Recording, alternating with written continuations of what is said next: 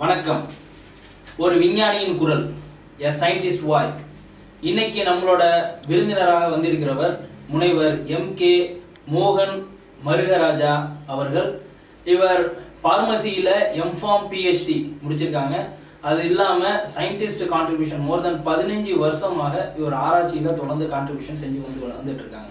இதுல 40 பப்ளிகேஷன்ஸ், அதாவது ஒரு ஒரு ஸ்கோபஸ், சயின்ஸ் சைட்டர் இண்டெக்ஸ், அந்த மாதிரி ஒரு ஹைலி ப்ரொஃபைல்டு இண்டெக்ஸ் உள்ள ஜேர்னல்ஸில் 40 பப்ளிகேஷன்ஸும், அதில் இல்லாமல் மோர் தென் 200 சைட்டேஷன்ஸ் வாங்கியிருக்காங்க.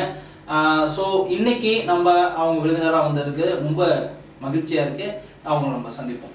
வணக்கம் சார். வணக்கம் சார். ஆக்சுவலாக வந்து என்னன்னு கேட்டிங்கன்னா, எனக்கு உங்களை பார்த்தோன்னே ஒரு கேள்வி வந்துச்சு. என்ன கேள்வி அப்படின்னா, சயின்டிஸ்ட்னாலே அவங்க சிம்பிளாக தான் இருப்பாங்களா, இல்லை அவங்க சிம்பிளாக இருக்கிற மாதிரி காட்டிக்கிறாங்க, இல்லை அவங்க சுபாவமே அப்படி தான் இருக்குமா சார்? ஒரிஜினல் சயின்டிஸ்ட்னு ஒன்று இருக்கு, சயின்டிஸ்ட் மாதிரி நடிக்கிறதுன்னு ஒன்று இருக்கு. ஒரிஜினல் சயின்டிஸ்ட் சிம்பிளாக தான் இருப்பான், இருந்தால் தான் ஒரிஜினல் சயின்டிஸ்ட். அதுக்காண்டி சிம்பிளாக இருக்கலாம் ஒரிஜினல் சயின்டிஸ்ட் ஆக முடியாதுன்னு சொல்லலை. ஒரிஜினல் சயின்டிஸ்ட் சிம்பிளாக இருக்கணும் ஆசைப்படுவான். அவன் வாழ்க்கையை பார்க்கறதே அந்த சிம்பிளான அப்ரோச் தான். அப்போ அவன் அந்த நேச்சராக அது வந்துடும். அதாவது இயற்கையாகவே அவங்களுக்கு அப்படி ஒரு சுபாவம் தான் இருக்கும். அவங்க வந்து ஒரு அவங்கள கிரியேட் பண்ணிக்கிறதெல்லாம் அதுவா வந்துடும். அவன் எப்போ வந்து ஒரு ஆராய்ச்சியை உண்மையா செய்யணும்னு ஆசைப்படுறானோ பின்னாடியே சிம்பிளிசிட்டி வந்துடும். ஓகே.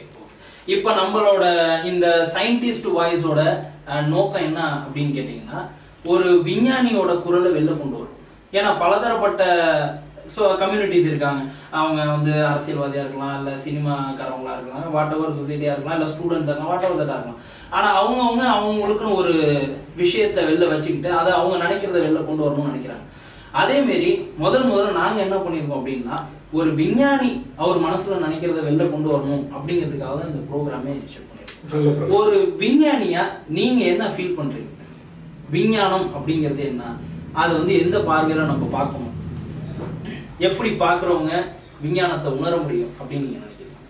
விஞ்ஞானி எப்போனா வரலாம், தீங்கும்போது வரலாம், காலையில் எந்திரிச்சா உணரலாம், நடக்கும்போது பேசும்போது எல்லாம் உணரலாம். இப்போ இங்கே விஞ்ஞானம் என்னன்னு அப்படின்னா, நம்ம இயற்கையை எவ்வளோ தெரிஞ்சுக்கிறோம் அப்படிங்கிறத சிம்பிளாக சொன்னோம்னா இதுதான் விஞ்ஞானம். அது இப்போ என்னை பற்றி தெரிஞ்சுக்கணும்னா அதை நம்ம டெக்னிக்கலாக அனாட்டமி ஃபிசியாலஜி சொல்கிறோம். அந்த இப்போ செடி கொடி இருக்குது, அதை பற்றி தெரிஞ்சுக்கணும்னா அதுக்கு ஒரு பேர் வச்சுருக்கோமே தவிர மொத்தத்தில் என்ன, அந்த இயற்கையை நம்ம அது எப்படி இயங்குது, அது ஏன் இப்படி இருக்குது அப்படிங்கிறத தெரிஞ்சுக்கணும். இதுதான் விஞ்ஞானம். இதுதான் விஞ்ஞானம். அதாவது இயற்கையோட ஒன்றுபட்டா மட்டும்தான் இயற்கையை உணர முடியும் அப்படிங்கிற ஒரு கருத்து இருக்கு. அதை வந்து நீங்க ஒத்துக்கிறீங்களா? ஆமாம், டெஃபினட்டா ஒத்துக்கிறீங்க. ஓகே, ரொம்ப சந்தோஷம்.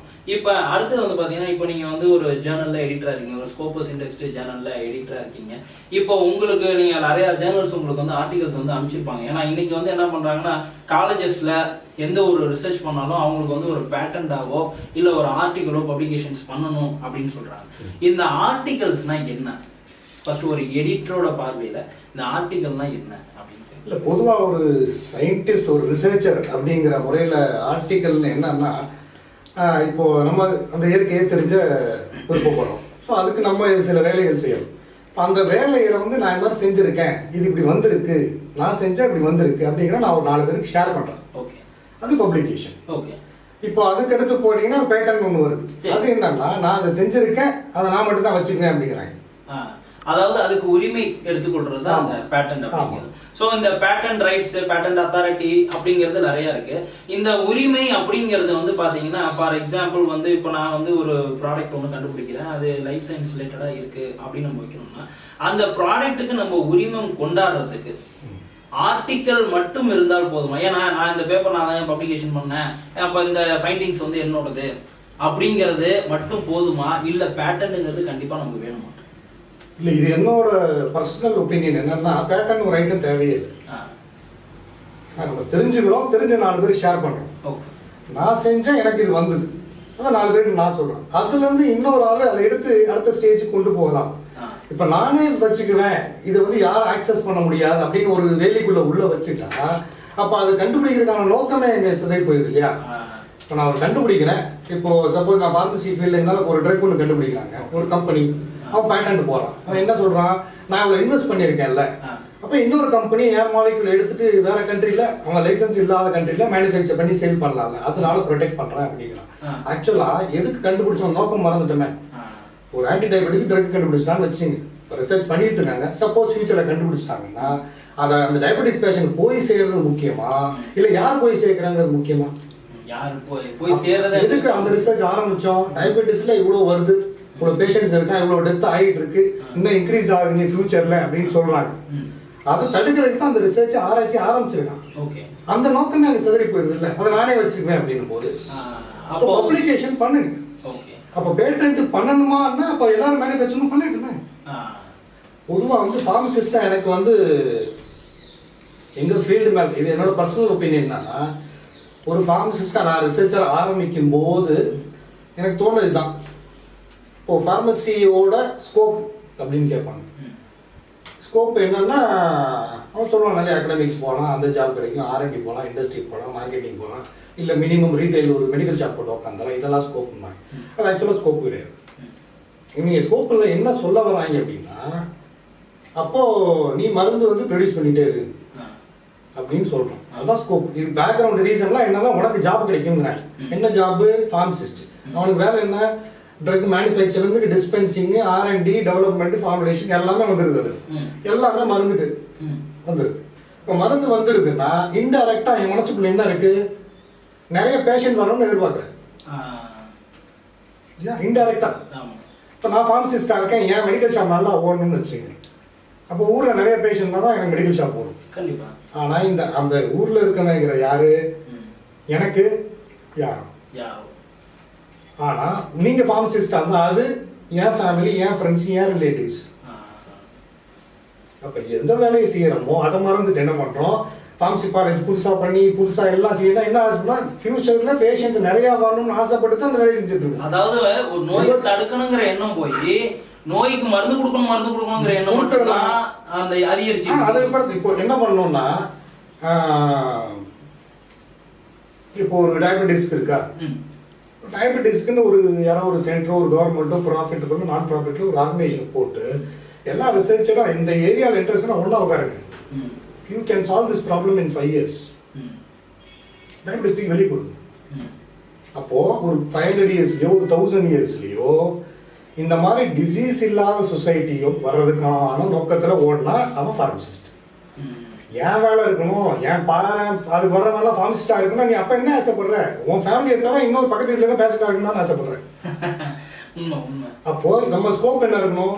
ஒரு ஃபார்மசிஸ்டாக இன்னொரு அட்லீஸ்ட் ஒரு 1000-2000 வருஷத்தில், ஏன்னா அவ்வளோ ஆகும், அவ்வளோ டிசீஸ் வந்துட்டு வெளியே எடுத்து உள்ள போட்டோம்.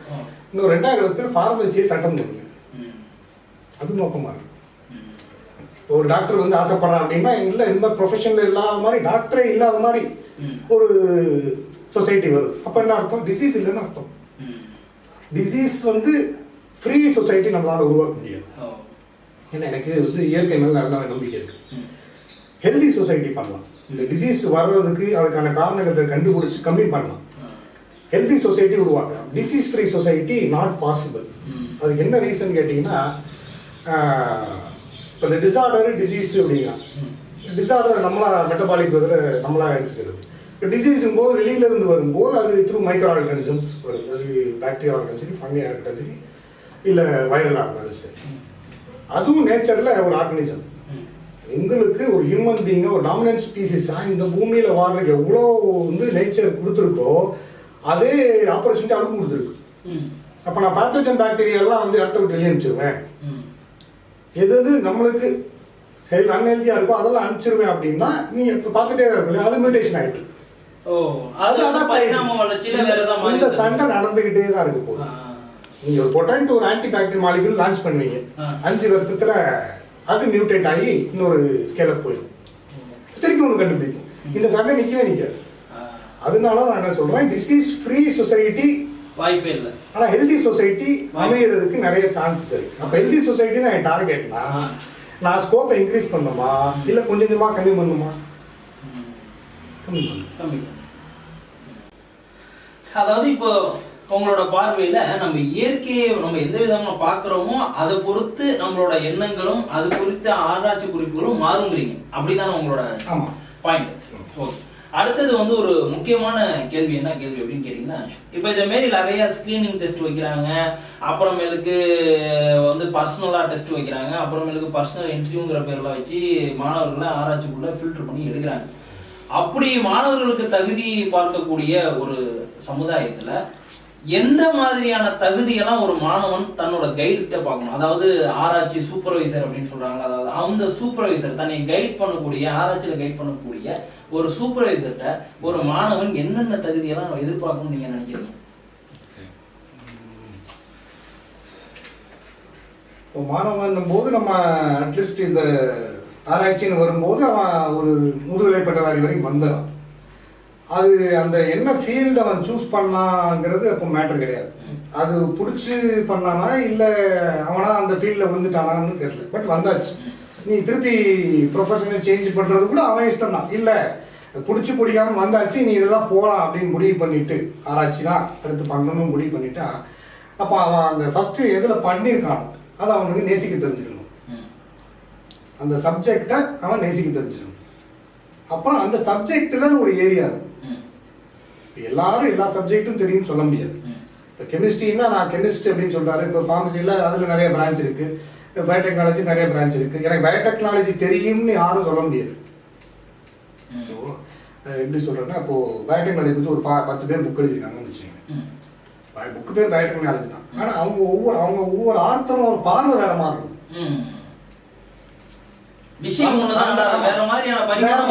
அது ஒரு யானையை வந்து 6 கூடைங்க பார்த்த கதை தான். இதுல யாரும் தப்பு கிடையாது. அவனுக்கு அந்த சப்ஜெக்ட் பிடிச்ச ஏரியால அவன் பார்வையில பார்க்கும்போது அவனுக்கு அப்படிதான் தெரியுது, தப்பு இல்லை. ஸோ இந்த மாணவன் அந்த மாதிரி அந்த ஃபீல்ட்ல இருக்கும்போது அந்த ஃபர்ஸ்ட் அந்த ஃபீல்டுல அவனுக்குன்னு ஏதாவது ஒன்றா நேசிக்க கற்றுக்கணும், இல்லை நேசிக்கணும். அப்பதான் ஆராய்ச்சி போக முடியும். அப்படி அந்த சப்ஜெக்ட்ல எனக்கு தெரிஞ்சுன்னா அந்த அவனுக்கு பிடிச்ச ஏரியால, அதாவது நான் சொல்றது வந்து அந்த ஃபீல்டில் ஒரு சப்ஜெக்ட்ல ஒரு ஏரியாவில் அடுத்து இவர்கிட்ட போய் நம்ம கற்றுக்கலாம் அப்படின்னு அவனா இவர்கிட்ட போனால் இது கற்றுக்கலாம்னு தெரிகிற மாதிரி ஒரு ஆளை அவன் தேடி கண்டுபிடிச்சு போனால் இவர்கிட்ட போனால் நம்ம பிடிச்ச ஏரியாவில் இன்னும் நிறைய கற்றுக்கலாம் அப்படிங்கிற ஆர்வம் வேணும். அது போகிறதுக்கு முன்னாடி ஓப்பன்னஸ் வேணும். இதே மாதிரி தான் எல்லா ஸ்கூல் நினைக்கிறேன். அப்போ எல்லாரும் இப்படி தான் நினைக்கிறாங்க சார்னு கேட்கணும். ஆனால் இதெல்லாம் உண்மையிலே இருக்காங்கிறது தான் முக்கியம். நான் பிஹெச்டி பண்ணா போதுங்கிற ஆளை பற்றி நம்ம பேசவே இல்லை. எனக்கு உண்மையிலே ஆராய்ச்சி பண்ணணும். நான் வந்து கரெக்டான ஆளை எப்படி தேர்ந்தெடுக்கிறதுன்னு தான் கேட்குறீங்க. இது ஃபர்ஸ்ட் நீ அந்த சப்ஜெக்ட் நேசிச்சிருக்க அப்படிங்கிறது, நீ அந்த ஆராய்ச்சியை கைட் பண்ண ரிசர்ச் கைடோ இல்லை ரிசர்ச் சூப்பர்வைசரோ நீ அவர்கிட்ட போய் அந்த இன்ட்ராக்ஷன் பண்ணும்போது அவர் அதை உணர்ந்தது. இவன் வந்து அந்த சப்ஜெக்டை நேசிக்கிறான், அவனுக்கு நம்ம கற்றுக் கொடுக்கலாம், லெட் அஸ் மியூச்சுவலி ஷேர் அப்படிங்கிறது வந்துடும். அப்புறம் பையங்க வந்து இதில் என்ன எதிர்பார்க்கணும்னா, எவ்வளோக்கு கற்றுக்கிற ஆர்வம் இருக்கோ அவ்வளோக்கு ஆராய்ச்சி நல்லா இருக்கும். அவனும் அது நான் ஆசிரியருக்கு சொன்ன மாதிரி அவனுக்கும் அந்த விஞ்ஞானங்கிறது மாற்றத்துக்குரியதுங்கிறது அந்த ஃபண்டமெண்டல் உணர்வு இருக்கணும். அன்னைக்கே வந்து அந்த ஃபீல்டில் இருக்க ஒரு எக்ஸ்பர்ட்டை இன்னைக்கு ஒரு சொல்கிறாருன்னா அந்த ஆசிரியர் சொல்லணும், தம்பி இது எனக்கு வத்தி தெரிஞ்சதுக்கு இன்னைக்கு வரைக்கும் இதாப்பா உண்மை அப்படின்னு சொல்லணும். அதை ஒத்துக்கிற மனப்பாக்கமும் மாணவர்கள் இருக்கணும். ஆனால் அவனை பொறுத்தவரைக்கும் அவன் எக்ஸ்பர்ட் தான், ஆனாலும் அவர் சொல்றது அன்னைக்கு வரைக்கும் தான் அப்படிங்கிற உணர்வு இருக்கும்.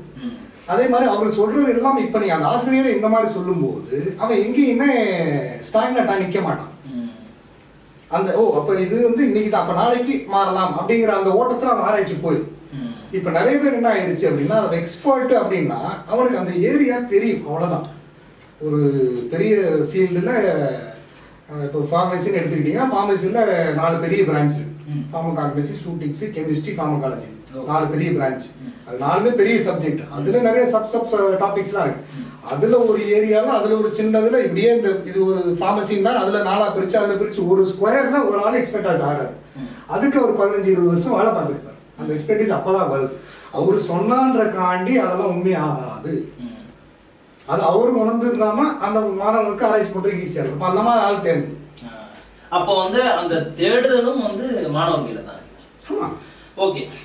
ரெண்டாவது அடுத்தது இன்னொரு அதிலே இருக்கக்கூடிய எனக்கு சந்தேகம் என்னன்னா, இப்போ மாணவர்களுக்கு இவ்வளவு ஸ்கிரீனிங் டெஸ்ட் வைக்கிறாங்க, அதே மாதிரி ஸ்டூடெண்ட்ஸுக்கு கைட் பண்றதுக்கு இந்தந்த தகுதியெல்லாம் வேணும் அப்படிங்கிற இதே மாதிரி ஒரு ஸ்கிரீனிங் டெஸ்ட் அந்த கைடுக்கு இருக்கா? அதாவது இப்போ ஒரு பல்கலைக்கழகத்திலேயோ இல்ல அந்த கழகத்தை சார்ந்த கல்லூரியிலேயோ ஒரு பிஹெச்டியை கைட் பண்றதுக்கோ இல்ல எம்ஃபில கைட் பண்றதுக்கோ ஒருத்தர் வந்து இருக்காங்க அப்படின்னா அவங்க எந்த அடிப்படையில தேர்ந்தெடுக்கிறாங்க? அதாவது இவர் வந்து இந்த பிஹெச்டி கைட் பண்ணலாம், இவர் வந்து ஒரு எம்ஃபிலுக்கு கைட் பண்ணலாம் அப்படின்னு எந்த விதமான அடிப்படையில இவங்க தேர்ந்தெடுக்கிறாங்க? அப்படி ஏதாவது டெஸ்டிங் இருக்கா? இருக்கு.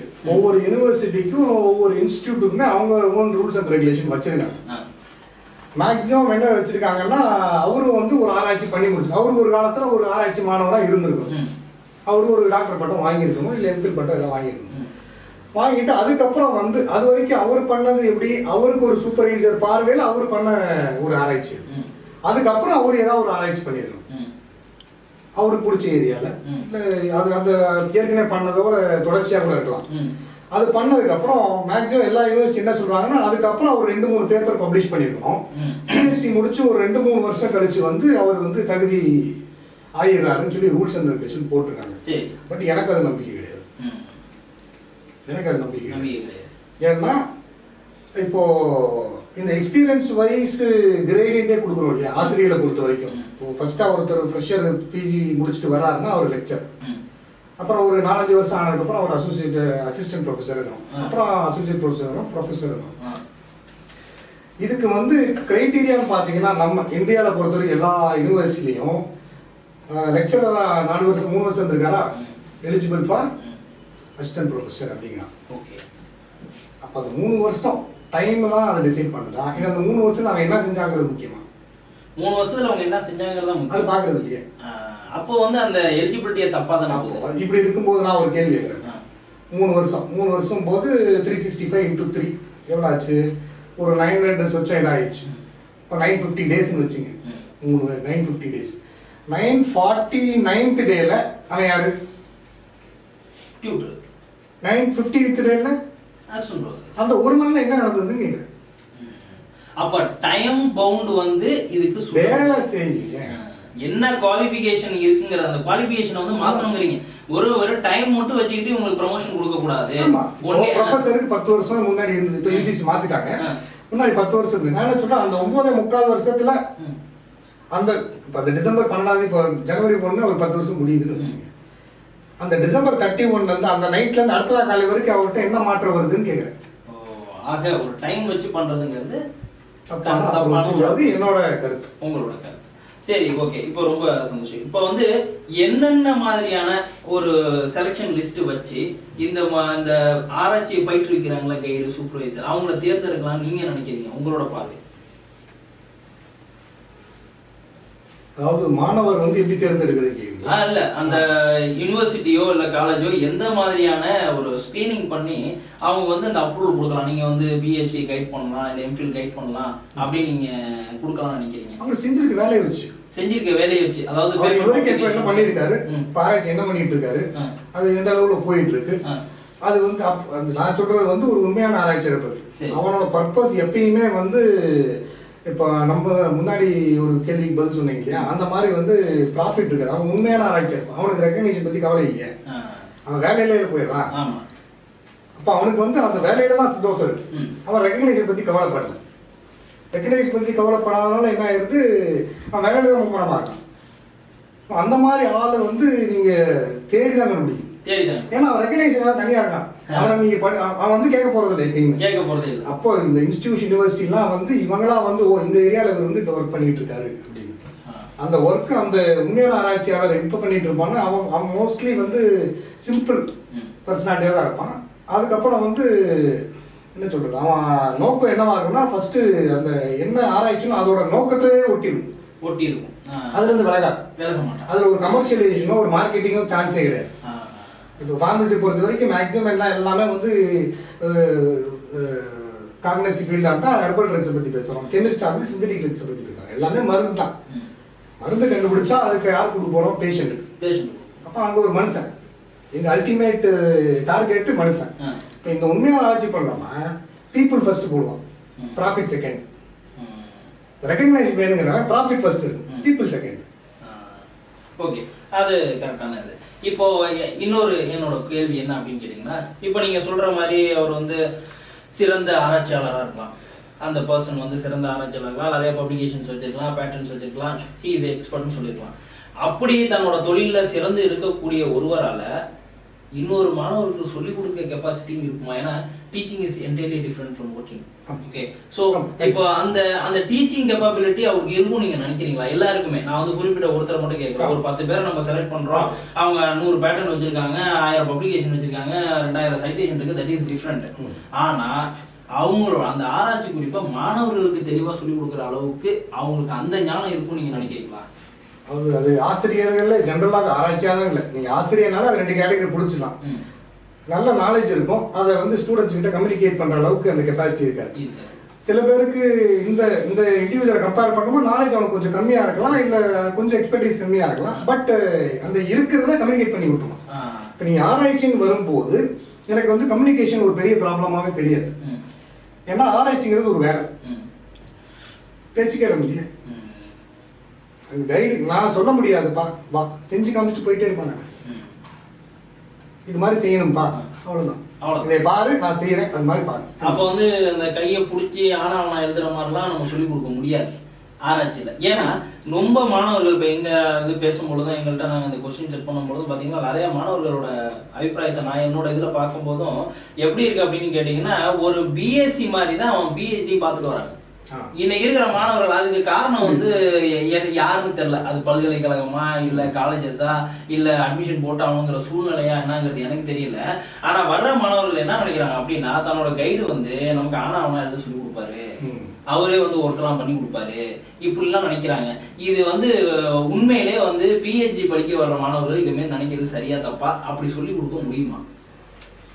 சொல்லி கொடுக்க முடியாது. சொல்லி கொடுக்க முடியாது. ஏன்னா நான் தான் சொல்றது, நான் பார்க்குற மாணவன் எப்படின்னா, அந்த அவன் பண்ற சப்ஜெக்டை லவ் பண்ணணும், அது மேல ஒரு ஈடுபாடு இருக்கு, அதுல என்ன புதுசா தெரிஞ்சுக்கன்னு வரான். இப்போ நீங்க சொல்றது வந்து இல்ல அவர்கிட்ட போனா அவர் எல்லாம் கத்துக் கொடுப்பாரு அப்படின்னு, அவனுக்கும் சப்ஜெக்ட் பிடிச்சிருக்கு, ஆனா எல்லாமே கத்துக் கொடுக்கலாம் முதல்ல இருந்து வர்றான் அப்படின்றாங்க வச்சுங்க. அப்போ இவன் வந்து அந்த சப்ஜெக்டை நேசிக்கலாம் தானே அர்த்தம்.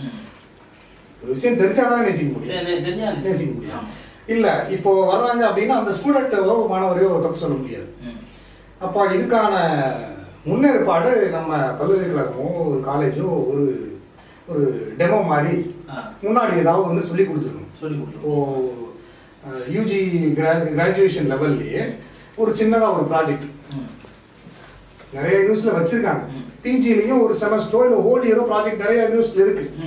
அது ப்ராஜெக்ட் தான், சும்மா அது ஒரு சப்ஜெக்ட் மாதிரி நீ படி எக்ஸாம் எழுதுற மாதிரி வச்சிருக்கமே தவிர, இந்த ஆராய்ச்சின்னா எப்படி செய்யறது நீங்க அங்க லைட்டா கத்து கொடுத்தா இங்க வந்து அவன் எதிர்பார்க்க மாட்டான். நிறைய இங்க கடமை மாதிரி ஏதோ ஸ்கூல்ல உட்காந்துருக்கோம், போனா அட்டெண்டன்ஸ் போடுவாங்க, அட்டெண்டன்ஸ் போட்டாச்சா, லெக்சர் ஏதோ சொல்றாரு சரி அது தேவை, நான் உள்ள உட்காந்து அட்டெண்டன்ஸ் போடுவாங்க, அதுக்கு தான் போறேன், கத்துக்க போறவன் இருக்கான்.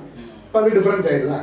இதே மாதிரி அவனுக்கு ஆப்பர்ச்சுனிட்டி சில யூனிவர்சிட்டியில் இருக்கு, யூஜியிலே இருக்கு, யூஜியில ப்ராஜெக்ட் இருக்கு, பிஜியில் எல்லா இதுலையும் இருக்கு. அது சயின்ஸாக இருக்கும், மற்ற நான் சயின்ஸ் சப்ஜெக்ட்லேயும் இருக்கு.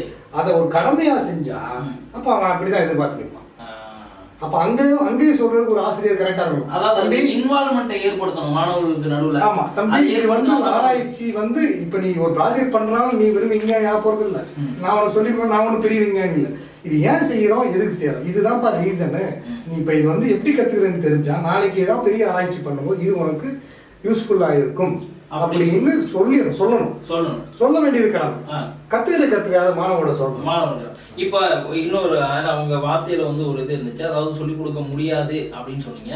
சொல்லிக் கொடுக்க முடியாதுங்கிறது உங்களோட, அதாவது உங்களால சொல்லிக் கொடுக்க முடியாதா இல்ல ஜென்ரலாவே ரிசர்ச் யாருமே சொல்லிக் கொடுக்க முடியாதா? என் ஒப்பீனியன்ல ரிசர்ச் வந்து யாரும் சொல்லிக் கொடுக்க முடியாது. Right, okay, super. ரொம்ப நல்லா நம்ம ஒரு இது கரெக்டா போயிட்டு இருக்கு. இப்போ முக்கியமா நான் கேட்க வேண்டிய ஒரு கேள்வி வந்து, இன்னைக்கு மாணவர்களை குறிப்பா லைஃப் சயின்ஸ் ரிசர்ச்குள்ள வாங்கன்னு சொல்லி கூப்பிட்டா அவனோட பதில் எப்படி இருக்கு, எந்த மாதிரி அவன் ரியாக்ட் பண்றான்? அதான் இதை பார்த்து பயப்படுறானா, இல்லை நமக்கு நமக்கு என்னடா போகுது, எந்த பிரயோஜனமும் இல்லை, நம்ம என்ன பண்ண போறோம்னு நினைக்கிறானா, இல்ல ஆராய்ச்சின்னு அவனுக்கு என்னன்னே தெரியலையா? மாணவர்கள் வந்து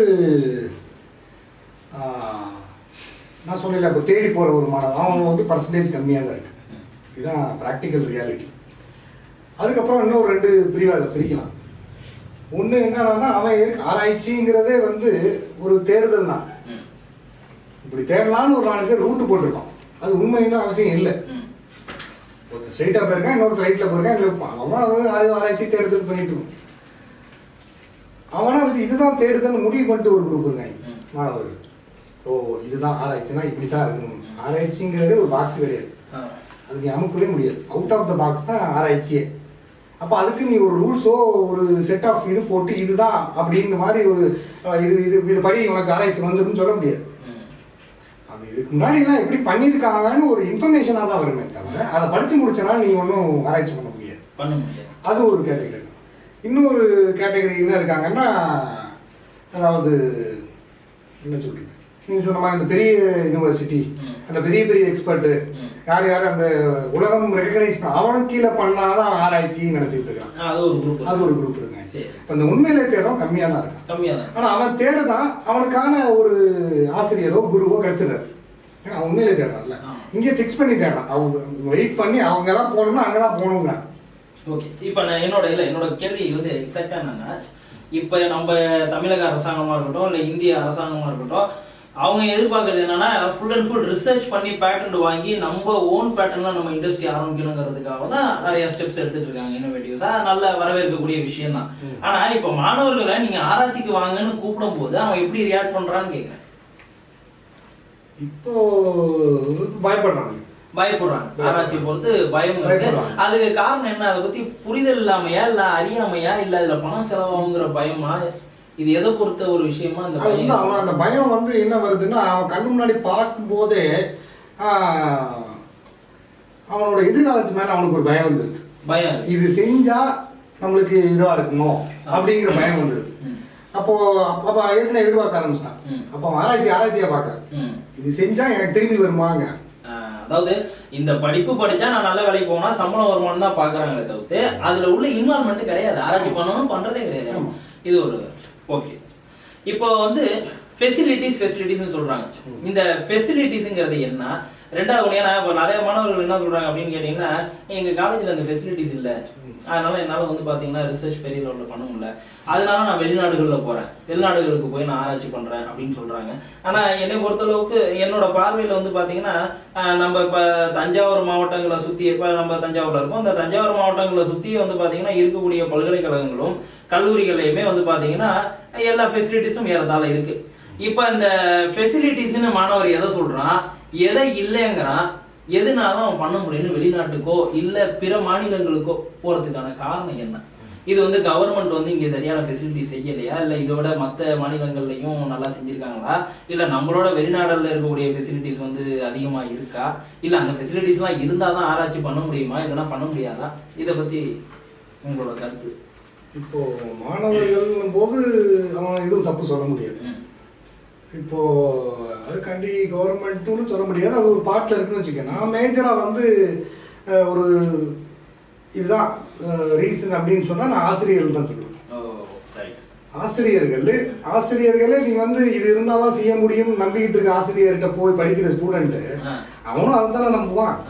ஸோ ஆராய்ச்சிக்கும் ஃபெசிலிட்டி இன்ஃப்ராஸ்ட்ரக்சரும் சம்மந்தம் இல்லைங்கிறதா உண்மை. அது வந்து அந்த மாணவருக்கு தெரிகிற மாதிரி ஆசிரியர் சொல்லணும்.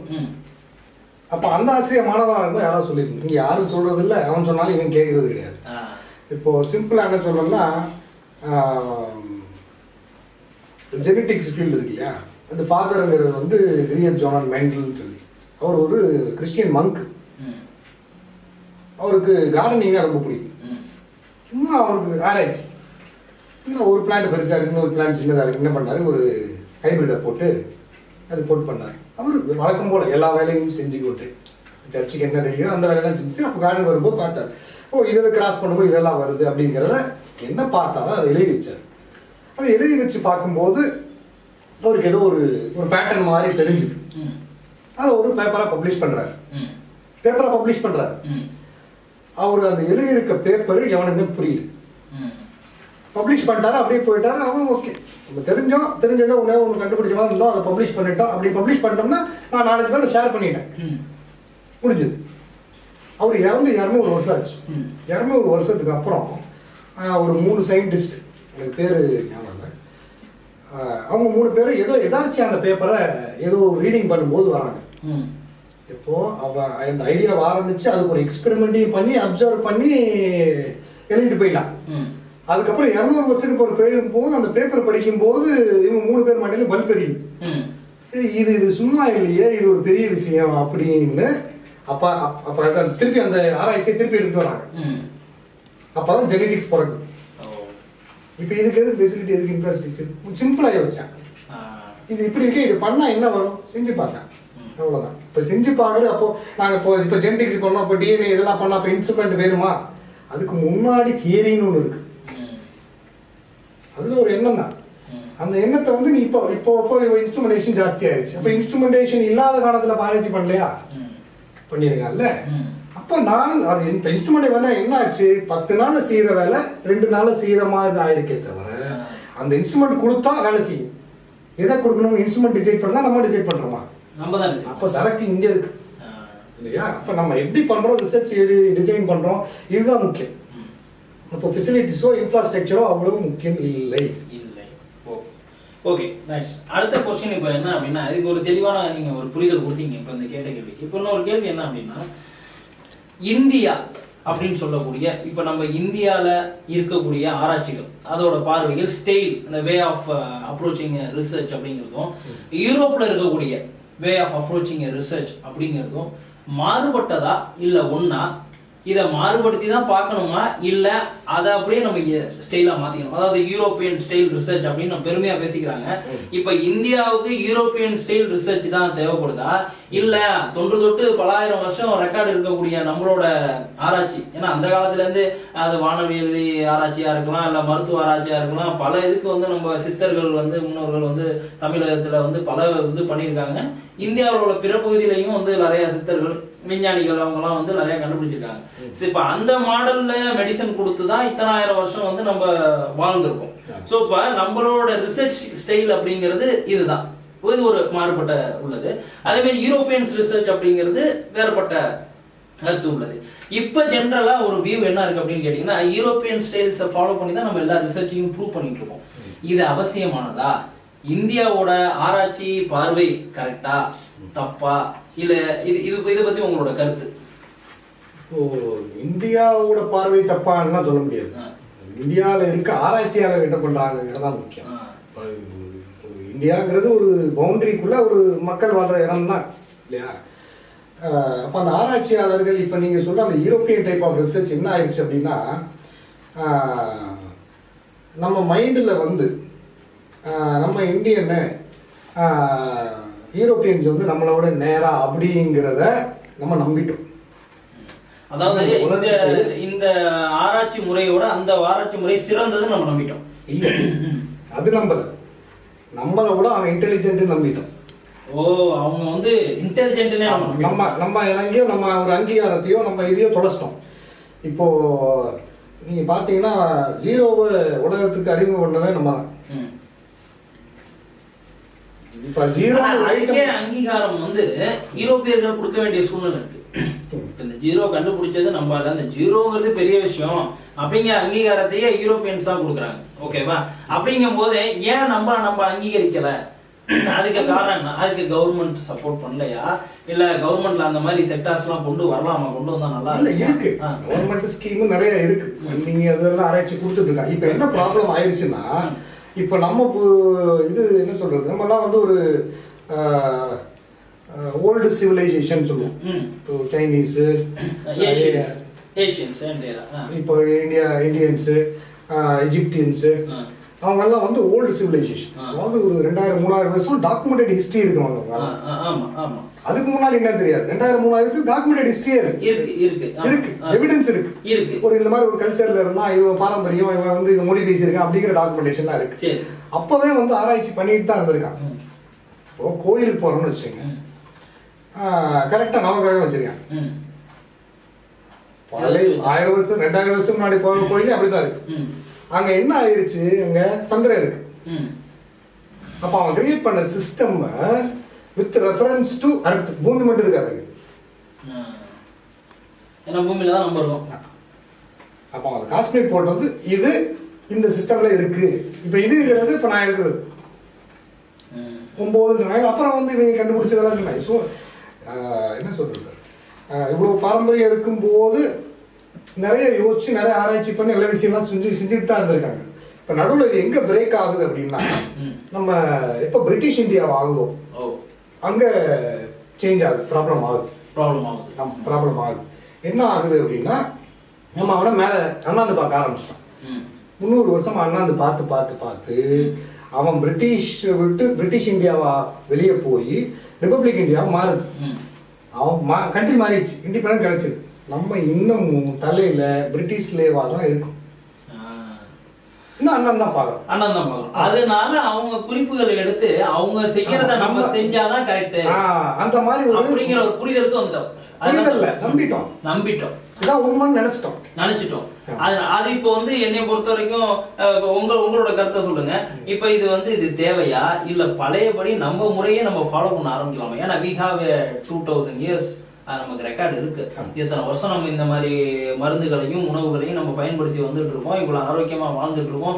அவர் ஜீனிஸ் 100% குட் டு நெக்ஸ்ட் ஜெனரேஷன் அப்படின்னு நம்ம அந்த அளவுக்கு இருக்கும் பொழுது நம்ம இதையே பின்படுத்தி ஆராய்ச்சி இந்த நோக்கத்திலே கொண்டு போறது நல்லதா, இல்ல யூரோப்பியன் சொல்ற மாதிரி கண்டிஷன்ஸ் எல்லாம் நம்ம இது சாட்டிஸ்ஃபை பண்ணா மட்டும்தான் இது கரெக்ட்? இப்போ ஒரு ஃபுட் எடுத்துக்கிறோம் அப்படின்னா அந்த ஃபுட் நியூட்ரிஷன்ஸ் எல்லாம் இருக்குங்கிறத நம்ம முன்கூட்டியே தெரிஞ்சுதான் அந்த உணவை நம்ம ரெகுலரா எடுத்துட்டு இருக்கோம்.